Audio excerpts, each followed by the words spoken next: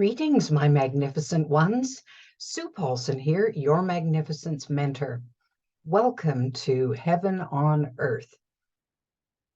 Today's topic was inspired by an email that I got from a fellow who sends me pieces from time to time. His name is Nick Palizzi. He was talking about using fear as your compass, as your North Star. Well, it's not a notion that I'm unfamiliar with because years ago I heard someone else suggest that if you pick something that really terrifies you, or you think about something that really terrifies you, that's probably your next growth opportunity. So let's have a look at this a little further. Why would we say that fear could propel you forward in any way, and that if you use it as your guide in your own development, your own growth, it could be a benefit? I'll give you an example. Many years ago, I was hired to do a guest speaking spot for a volunteer group that was having appreciation night. They wanted a humorous talk to uplift and kind of enchant their audience. Well, at the time, even though people are laughing when I do a talk or a presentation, I never considered myself a funny speaker or a laughter kind of inducing person that way. And so it wasn't something I did professionally. I didn't do humorous talks. So I was, even though I took the assignment, I was worried and I fretted and I agonized over that talk for weeks, put way more effort into it, trying to make it funny. Well, I bombed. It was awful. I came away from there muttering to myself, and I swore I was never ever going to put myself in that kind of a position ever again. Well, and I even told the agency that had hired me, look, don't pay me, don't bill them for this talk because I did such a poor job. They paid me anyway, but that was fine. And so, but then of course, once I quit beating up on myself and was less raw from that experience, because I don't like not looking good at the front of the room. That just does not impress me in any way, shape, or form. So I was miserable for a little while. And when I got through that, I began to wonder, well, how can you be deliberately funny in front of people? Like how do you make them laugh? How do you set that up? There has to be some kind of a system or some steps or things you can do to make that work.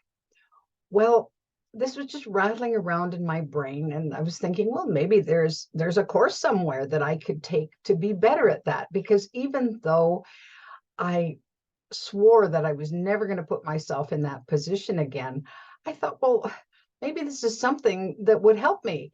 So even though I was very fearful of that idea, and the idea of being a comedian on stage, I'd always been fascinated by comedians and terrified for them at the same time, because what if you stand up there and you do your best thing and nobody laughs? Well, or they throw things at you or boo you off the stage.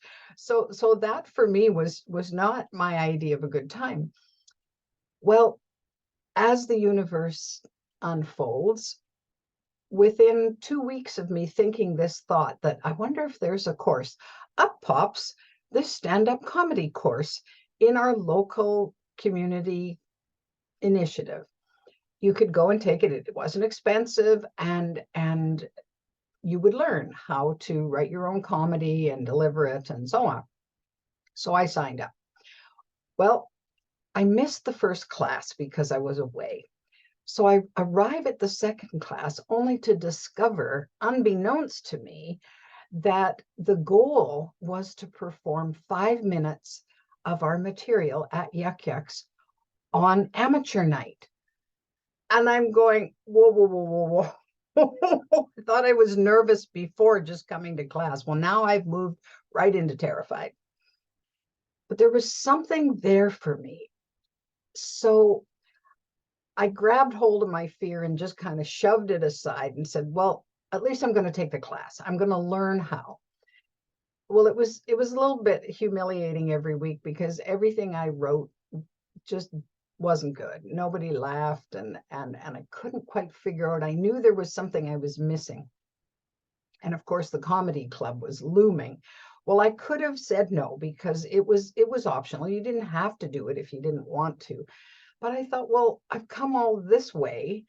Why wouldn't I do that? And if I don't invite anybody I know, then if I bomb in front of a whole bunch of strangers that I'll never see again, and they're having drinks, so they're happy, then it'll be okay.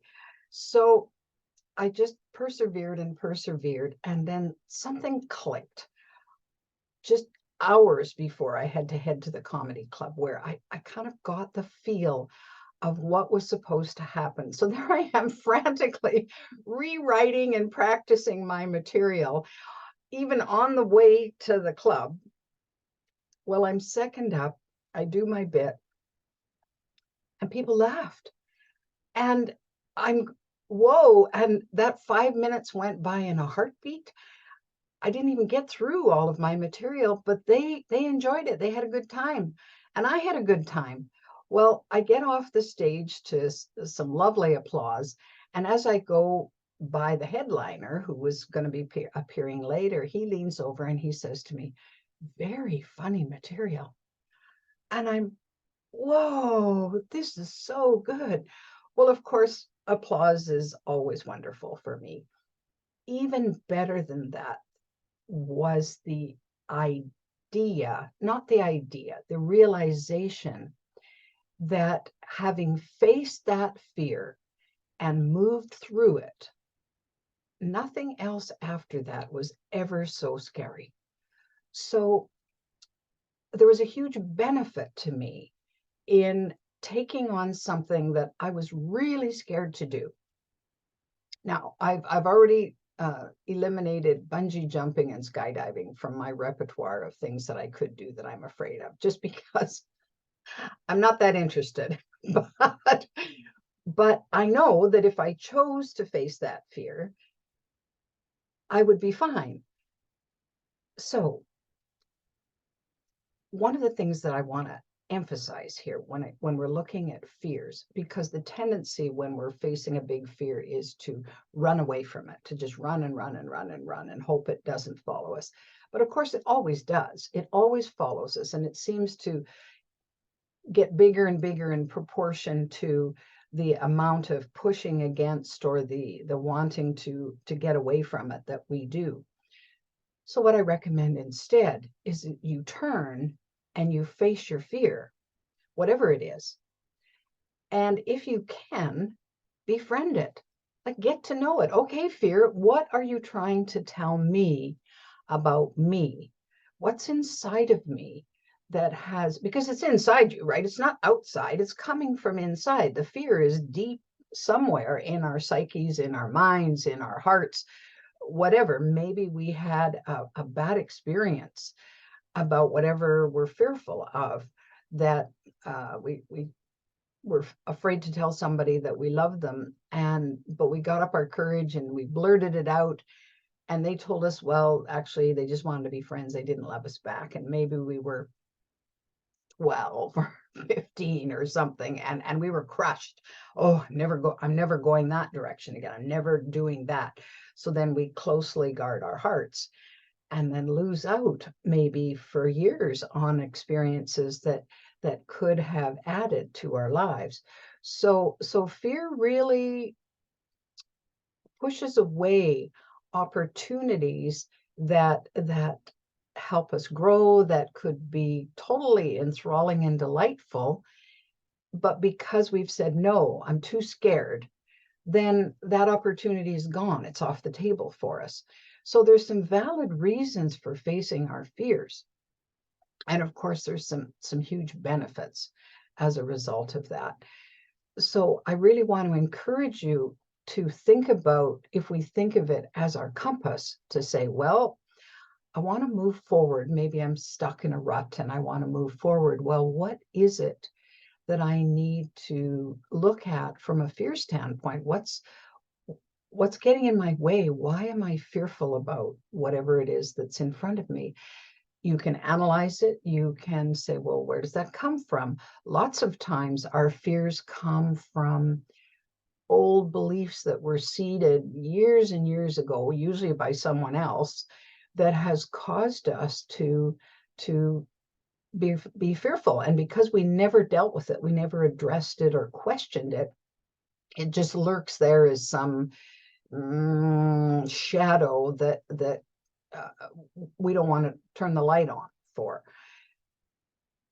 Lots of times it can be misperceptions. We come to conclusions. So I can give you an example of this. When I was a kid, I watched. My family came from a kind of we were kind of middle class, and my dad worked in the oil patch. Well, there was a lot of alcohol flowing through the scenario that I grew up in, and it didn't generate a lot of pleasure from what I saw. And somehow I made the equation that, well, if we didn't have money to buy booze, life would be better. So, but I didn't consider booze the enemy. I considered money the enemy. Oh, too much money causes pain. And I experienced that when I was growing up, and it became rather deep seated in me. I didn't even know it was there until at one point I guess I was listening to old cassette tapes of Tony Robbins on personal power, and he was talking about where these old notions come from. And I realized that one of my stumbling blocks to bringing in the kind of wealth that I could enjoy in my life was I was afraid that too much money would bring me pain, and I didn't want pain. And so I did what I could to push away the money. Well, now I'm at the age and stage where I'm saying, well, crap, not enough money is causing challenges, because there's places I want to go, people I want to see, things I want to do that require cash in my pocket. And I've been pushing it away. So for me, it's that, okay, Sue, let's face this fear. Let's face this misperception, this lie that I lived for so many years, and deal with it so that I can move forward with that. So one of the reasons that we start addressing our fears, I think, is because we're getting far too much pain because of our fears in our lives. And so then it's time to say, okay, let's one by one knock them down. It doesn't mean that you have to do anything terribly wild and crazy. You don't need to instantly deal with it. I spent lots of time analyzing and sorting it out and testing the waters and tiptoeing into, well, what if I do this? What if I do this? What if I do this? To make it so that it was not so terrifying, to kind of diminish the level of terror down to more of a out of my comfort zone. And then it was easier. Sometimes I would just set the side of fear and do it anyway. I'd feel the fear and I'd do it anyway. That was another strategy that I used, was I'd say, yeah, I'm really scared to do this, and I'm going to do it anyway. And I would. And then so many of my fears were totally unfounded. All the things that I thought were going to happen if I went ahead and did what I wanted to do didn't happen. And I'm going, oh, that's interesting. So it was all an illusion. It was all made up in my mind. Well, if that isn't a way to hell on earth, I don't know what is. And so, and of course, as we're trying on our magnificence and tapping into this, one of the roadblocks to that certainly is fear, because really there is nothing to fear. We just believe that there is. So if we deal with it, you'll find that you don't have to die 1,000 deaths by fears of things that never happen. Now, some of the benefits that I've noticed. There's some big benefits to conquering or befriending a fear or moving through a fear or getting beyond a fear. I don't like to use the word battle, but sometimes it is a little bit of a wrestle. It's a struggle to do it. So what are some of the benefits? Well, there's no question that it's going to build your confidence. Anytime I have faced a fear and worked through it, got to the other side, I was more confident the next time I faced a different kind of fear.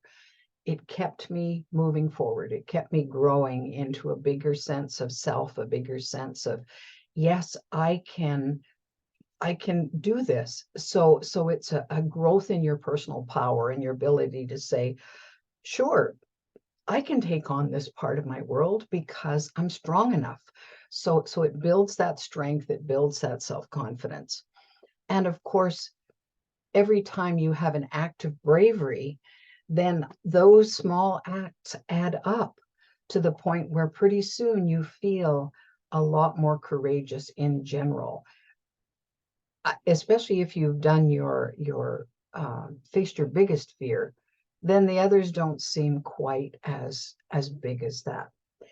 The other thing that happens with this is you inspire others, because every time you take on a challenge that someone else knew was very fearful for you, and you conquered it, you came through it, you succeeded, then that shows others that they too can do that.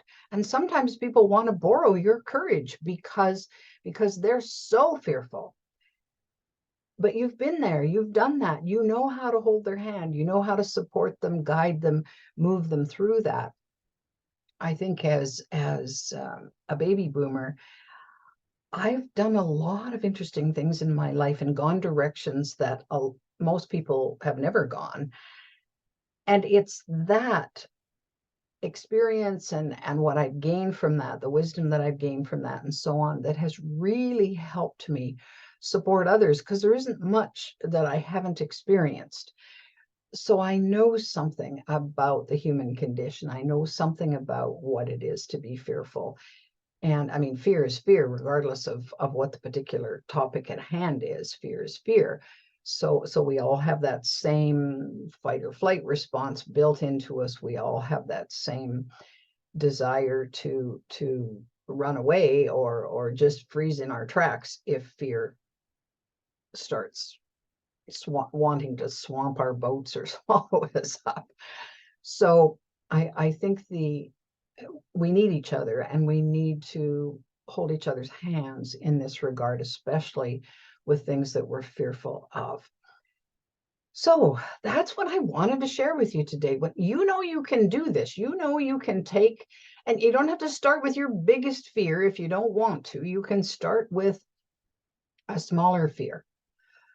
Maybe you need to have a difficult conversation with someone. Well, you could start there. That's not particularly life-threatening in most cases. And so it's to find that seed of courage and say, I can do this. And if you need help, you can practice with someone else and say, well, I don't know what to say, so can you help me role play this so we can work through this? So you look for as many lifelines as you can to support you in dealing with this fear, in facing it. And then you get to the point where you say, thanks, fear, for pointing this out to me. I didn't know I was that scared. So what's this all about? And you can have a conversation with your fear and find out. Sometimes getting to the root of it makes all the difference in the world to understand, you know, I bought into that lie 40 years ago. It's still a lie. So what's the truth for me? And you ferret that out and then move forward from there. Test this out this week. Take a fear and see what happens when you face it and work on moving through it. I know you can do this. You are that magnificent. In the meantime, have a glorious weekend. Oh, and if you're enjoying the Heaven on Earth series, subscribe to my channel on YouTube. You can also download my free app, The Magnificence Mentor, which gives you far more information, videos, audios, some written articles about the idea of finding and living your most magnificent life and creating heaven on earth for you. Also, I haven't talked about the Magnificence Lab for a little while.